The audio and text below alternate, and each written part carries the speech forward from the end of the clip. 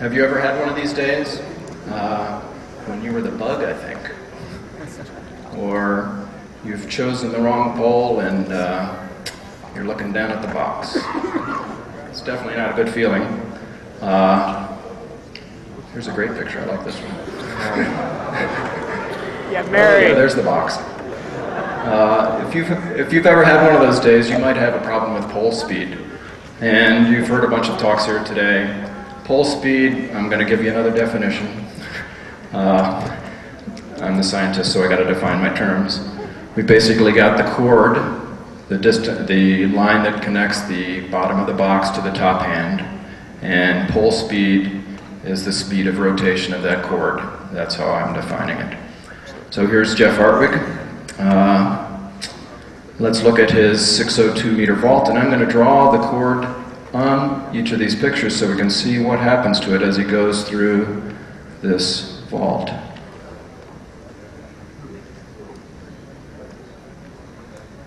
Oh yeah, 6.02 meters, that's pretty high. If you look at this chord length, wow, it shortens and then it lengthens. If we want to get an idea of chord speed here, I'm going to just show you if that pole were 5 meters and didn't shorten on each jump, we'd get a picture something like this. And we can get an idea of the chords or pole speed just by looking at the distance from one chord to the next and seeing how much angular displacement the pole went through in each of those positions. And it looks to me like, wow, the pole's going fairly slow here, speeding up because there's more distance, and then slowing down again. Here's actually a graph of some data on a 570 meter jump by Jeff Hartwig.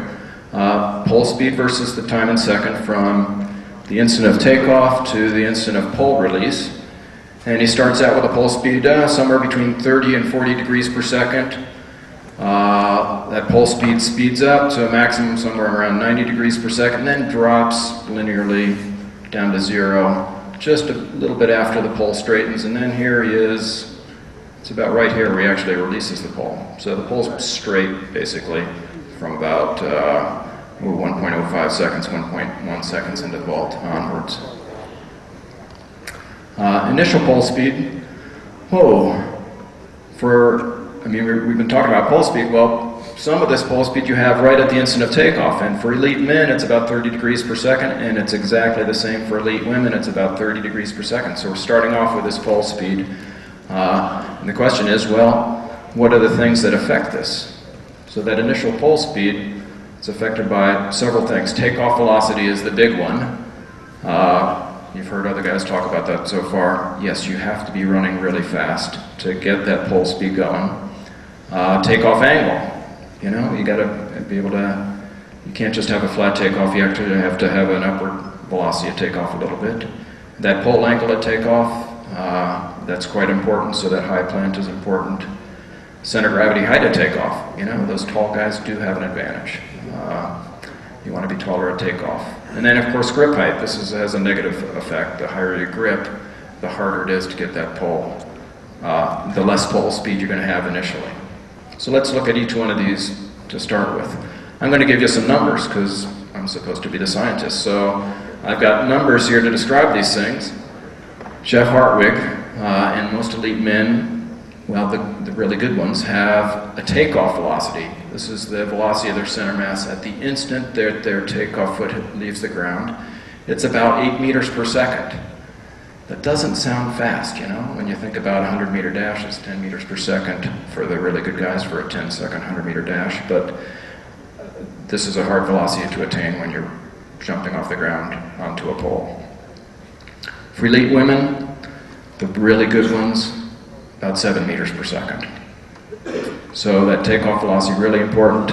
Most of it is coming from a fast run-up. Again, this is affected by that timing of pole strike.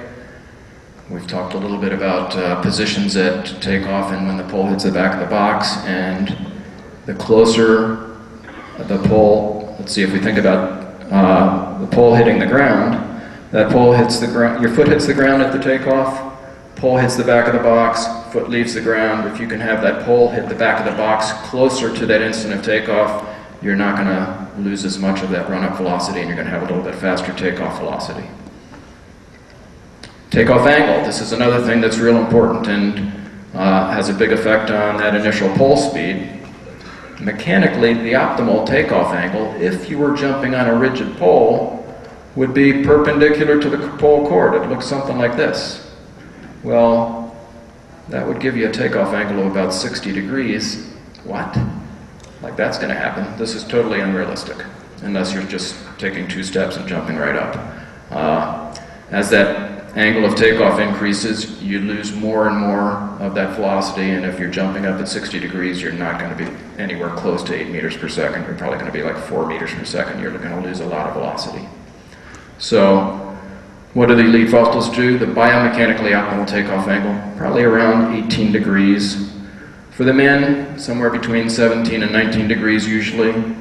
For the women, 18 to 20 degrees are the numbers that I've measured for the women. It's slightly lower than a long jump takeoff, so we can think of, if you compare this to a long jump takeoff's above 20 degrees, more like 22, 25 degrees. The pole angle of takeoff. This is another thing that affects that initial pole speed. Hey, it's about 30 degrees for all of these elite athletes. Elite men, 30 degrees for just about everybody I measure. For the elite women, a little bit higher. Obviously, this is affected by, what's your grip height on the pole? As you go up the pole, that pole angle is decreasing. It's affected by that plant position. How high up are you getting that arm? How well are you extending it? And of course, those tall guys do have that advantage, darn it. Another thing that affects this initial pole speed is how high your center of gravity is at takeoff. And darn it, those tall guys have that advantage still. Our elite men, almost 1.3 meters high. That's how high their center of gravity is at the instant their foot leaves the ground. And our elite women, about 1.14, 1.15 meters high. Again, this is dependent upon plant position. You can definitely get your center of gravity a little bit higher by reaching higher, getting that leg up higher, but it's that vaulter height that really has the big determinant here. But we can definitely affect that plant position. Grip height, yikes, you know. Pete McGuinnes, 3 meters. Our elite vaulters, holding lots higher than me, 5 meters is an awesome grip height for most 19-footers. Our elite women, about 14 feet, 4.3 meters. Those are excellent grip heights. As they grip higher, though, that pole speed diminishes, so they've got to balance this grip height with, are they going to get the pole to rotate to vertical? So those are the things that affect that initial pole speed. So we take off the ground, the pole's rotating. What happens when you're in the air, when you're on the pole? What are the things you do? How do they affect pole speed? Let's take a look. We can just kind of figure out what the average speed that pole has to have if it's getting from 30 degrees to 90 degrees, and it takes a little bit longer than a second. Well, 30 to 90, that's 60 degrees. So we're talking about an average pole speed of about 60 degrees per second. That's a lot slower than the 33 RPM record would go on your LP for the coaches out there who know what that is. But the pole actually rotates a lot faster than that at some instances in the vault, and a lot slower than that because it starts at 30 degrees per second or so. So it speeds up and then it slows down. Let's take a look at that graph again. Here we are at takeoff. That pole speed speeds up. There's a little dip here. I'm not sure if that's just my filtering routine or not, but we speed up to this around 90 degrees per second maximum. And this is pretty common for most of the vaulters. And then there's, whoa, a big slowdown. This part of the vault is the crucial part to make sure you're going to get into the pit and get the pole to vertical. Once we get here, most vaulters know they're going to get to vertical, and that's when they start trying to slow down the pole speed so they don't go too far to the pit. Here's a little video clip that'll show some of the things that might affect this. This is a stick figure animation of, I think this is Tim Mack. And what I've done here is I've drawn that chord on the stick figure so you can see how the pole shortens He starts out with a 5-meter pole and it becomes like a 12-foot pole, and then it becomes a 5-meter pole again. That is cool. How does that happen? Well, that's the benefit of that flexible pole. What I'm going to show you in this little video clip is I'm going to show you what would happen if we just left that 5-meter pole at 5 meters, and you can see how he slides down the pole and then goes back up the pole. This red dot here represents his top hand grip, and I want you to watch how that moves up and down the pole during this vault. And in fact, I've given you, well, shoot, I didn't stop it in time. There, you saw those trajectories there. It's not working. Let's go to the next one. We'll do it again, but this time I've taken the vaulter out of the picture so we can just look at the red dot, which is the top hand grip. This blue dot is the center of gravity of the vaulter, and let's see what happens here. Whoa, this is a cool picture. This black line represents, wow, you know, if you had a 5-meter pole, that's the path the end of the pole would follow. The red line represents the path the vaulter's hand actually follows, so the pole is actually shortening this much and then increasing in length. And the blue dot represents where the vaulter's center of gravity is. We start out, long pole length, long cord length. That cord length shortens, hey, and the pole rotation velocity speeds up when that cord length shortens. And then that cord length lengthens again. That pole speed slows down when the cord length lengthens. Similar thing is happening with the center of gravity position. It's pretty far away from the box to start with. Gets closer, closer, closer. As it gets closer, the pole speed increases. Gets further away, pole speed stops almost when it's up here. Let's take a look. Here's that plot again. The blue line represents the pole speed. The yellow line, yeah, we can see that. The yellow line represents what the cord length is. Or these are relative numbers here. So the cord length decreases as pole speed increases, and the cord length increases as pole speed decreases. And here's basically the cord is straight, the pole is straight here. I'm going to add on to that the distance from the center of gravity of the vaulter to the box. If that center of gravity of the vaulter is closer to the box, as it gets closer to the box, pole speed increases. As it gets further away from the box, pole speed decreases. This is the metronome that Dick Railsback was talking about earlier this morning. So, pole speed during the vault, wow, it's affected by the amount of pole bend, that cord length, what that center of gravity of the box distance is. As it gets shorter, pole speed increases. As it gets longer, pole speed decreases. And the other thing nobody's talked about is there's a torque produced by the weight of the vaulter. And the distance from, the horizontal distance from that vaulter center of gravity to the box. This is taking away from pole speed, so you want to minimize that torque by reducing that horizontal distance from the center of gravity of the box as quickly as possible. So, what are some things you can do to speed up pole speed? And I'm going to talk here if you're a vaulter and your pole is not moving fast enough and you realize it, there are some things you can do. Wow, we want to get the center of gravity closer to the box. We want to bend the pole more. You're probably not going to have a good vault if you have to do these things, and if you're not, but this is to, if you want to save a vault and not hurt yourself, wow, maintain that extended body position longer, all right? Stretch out, things you might do here, you might extend that lead leg, but stay down. This is not to vault higher, but this is to make sure you get into the pit if you've realized your pole speed isn't up to snuff. Drop that right leg. Pin the pole more by pressing with the left hand. It's going to keep you down, it's going to make for a lousy vault, but it's going to get you into the pit. Slowing down the pole speed, wow, if you've taken off and you're like, whoa, I'm going up the pole too, I'm going to blow through this. Wow, break at the hip sooner and turn up as fast as you can. Don't delay. A visual check for pole speed as a coach. This is something that I'm working on, but I think this is a pretty good cue. If you look at the top arm, the trunk, and the takeoff leg, when they line up with the pole cord, you ought to have the pole cord be at an angle of 45 degrees.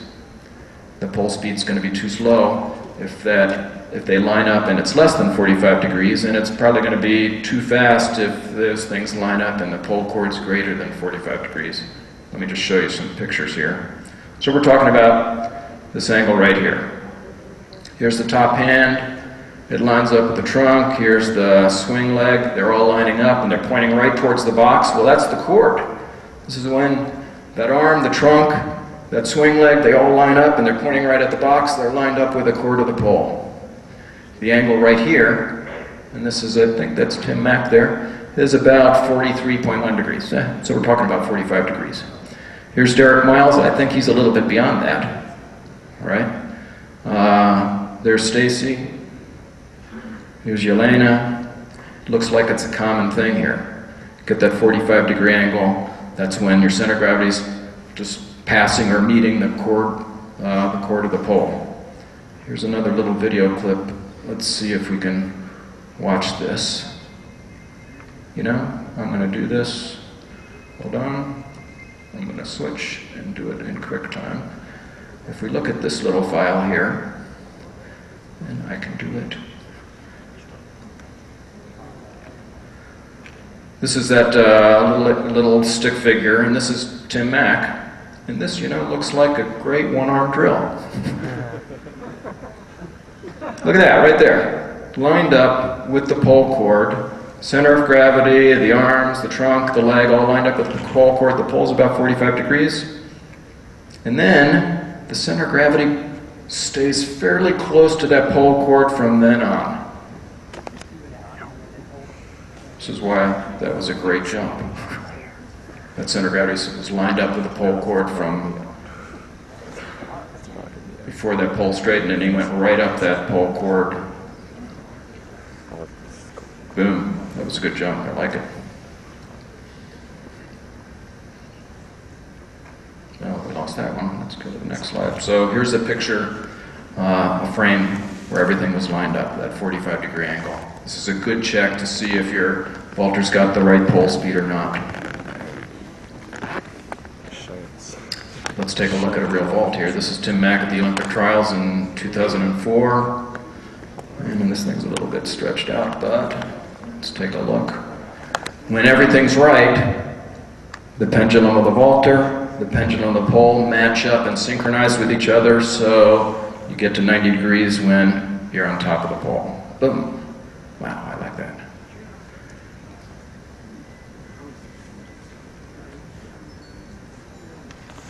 I wish everything lined up like that. Hey, I want to thank the pole vaulters who let me collect data on them, and USA Track and Field, and the Olympic Committee, and I'll entertain any questions that you guys have. Right there. Go over the torque thing again. Sure.